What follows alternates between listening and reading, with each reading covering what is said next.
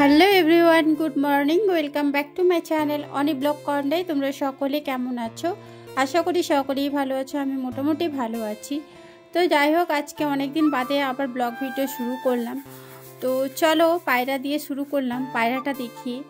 তো এদিকে আমি কুচুকে পড়াছিলাম, কারণ কুচুর পরীক্ষা আছে, গল্প আছে, ওই কারণে তাকে গল্প বলতে বললাম। তো সেই গল্প বলতে গিয়ে যে কত রকমের ভিড়কিটি করে, লুকিয়ে লুকিয়ে যদিও ক্যামেরা করেছি। তো চলো দেখতে থাকো এবং সঙ্গে থেকো। পোকা কাক আর ছোট্ট শিয়াল গল্পটা বল।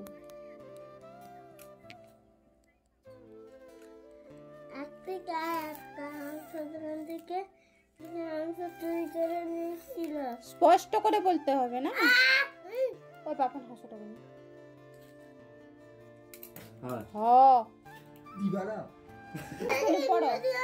বল এবার, বল স্পষ্ট করে বল, স্পষ্ট করে বল। আরে বল। দিবে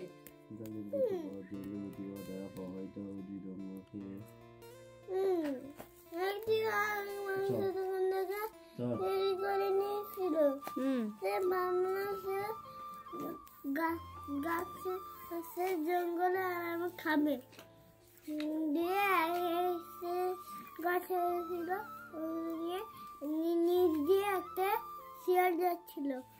ভাবলো সে কি করে তার হাত থেকে মাংসটা নিবে। বললো, আহা তোমার তো আহা যদি তোমার একটা গান শুনতে পেতাম তাহলে নিজেকে ধন্য মনে করতাম। শিয়ালের মুখে তার এই প্রশংসা শুনে কাক বড়ই খুশি হলো। বললো যখন সে গেছিল না, শিয়ালকে গান শোনাতে কা কা করে ডেকে উঠলো, দিয়ে মাংসটা নিচে পড়ে গেছে, দিয়ে শিয়াল নিয়ে চলে গেল।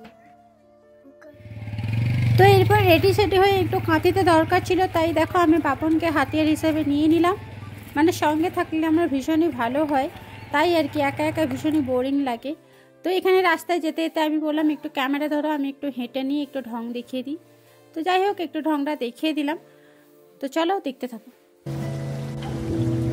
তোমাকে না লেখা চিঠিটা ডাক বাক্সে রাখো, সাদা খামের না লেখা নাম এঁকেছে তার গানে। তোমাকে না লেখা চিঠিটা ডাক বাক্সে রাখো কোণে, সাদা খামের না লেখা নাম এঁকেছে তার গানে।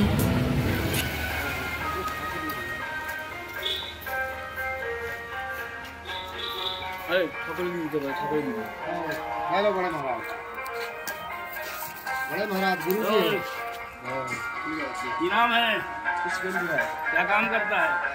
তো যাই হোক, হঠাৎ করে এখান থেকে মধ্যপ্রদেশ থেকে কয়েকজন এসছেন, কয়েকজন মানে অনেকেই এসছেন। তো গঙ্গা ঠাকুরকে নিয়ে, মানে গঙ্গা মাকে নিয়ে।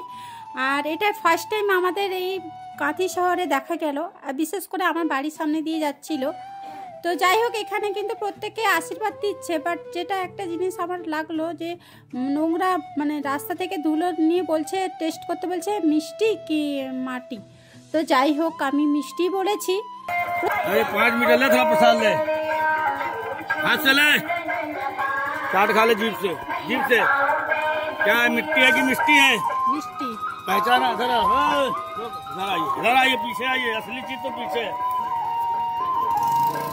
ये है बस, आज एक 5 मीटर कपड़े की सेवा कर, हनुमान जी की कृपा लगी रहे, जा तेरा काम सफल है बेटा। हाँ मेरी बेटी, राधे राधे, जाओ दिल से लाके दो बेटा अपने हाथों से।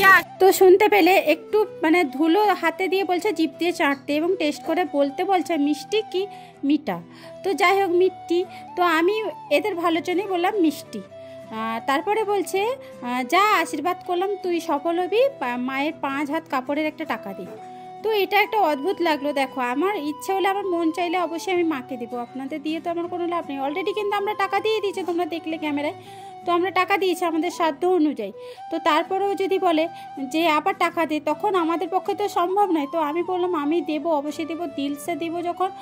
যখন ইচ্ছা হবে আমি মাকে গিয়ে মন্দিরে গিয়ে পায়ের কাছে দিব না। ঠিক আছে ঠিক আছে। তো এইভাবে দেখো পেছনে যারা আবার থেকে যাচ্ছেন ওনাদের মধ্যে ওনারা আবার বাড়িতে আসছেন, আবার ফের টাকা চেয়েছে, তো কত করে টাকা লাগবে।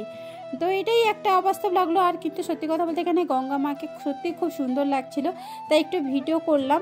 আর এই প্রথমবার এরকম টাইপের এসছে, তো এটাই আমি একটু শেয়ার করলাম। তো তোমাদের কাদের কাদের এরিয়াতে গেছে অবশ্যই কমেন্ট করে জানিও। এটা বিহার থেকে এসছে বলছে। তো চলো বন্ধুরা, এটা দেখিয়ে দিলাম। আমার তো ভীষণই ভালো লাগলো গঙ্গা মাইয়াকে দেখে, মানে গঙ্গা মাকে দর্শন করে।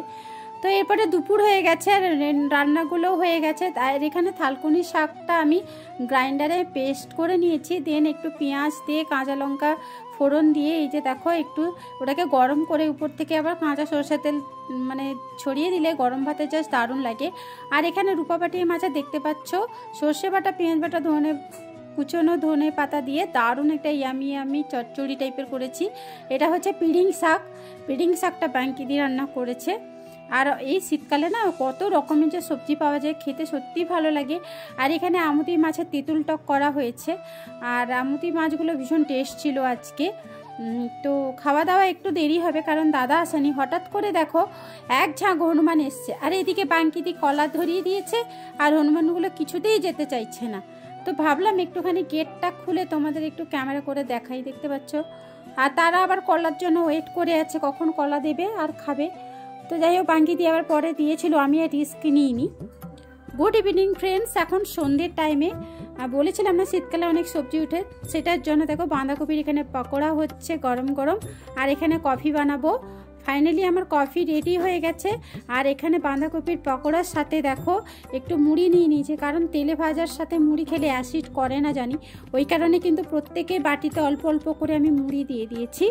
তো এরপরে রাত্রে রুটি হবে। তো আটা মেখে বসছিলাম, হঠাৎ করে বাপন আর কুচু এই যে জাল নেটটা টাঙিয়ে দিচ্ছে, কারণ ব্যাডমিন্টন আমাকে শেখাবে। ওরা তো প্রত্যেক দিন খেলে, বাট ফার্স্ট টাইম বললো তোমাকে ব্যাডমিন্টন শিখিয়ে দিচ্ছি, তুমি খেলো, শরীরের এক্সারসাইজ হবে। আমি বললাম ঠিক আছে, যদিও আমি পারি না। আর এখানে কুচু দেখো তার ড্রাম বাজাচ্ছে, আর কি বলছে একটু শোনো।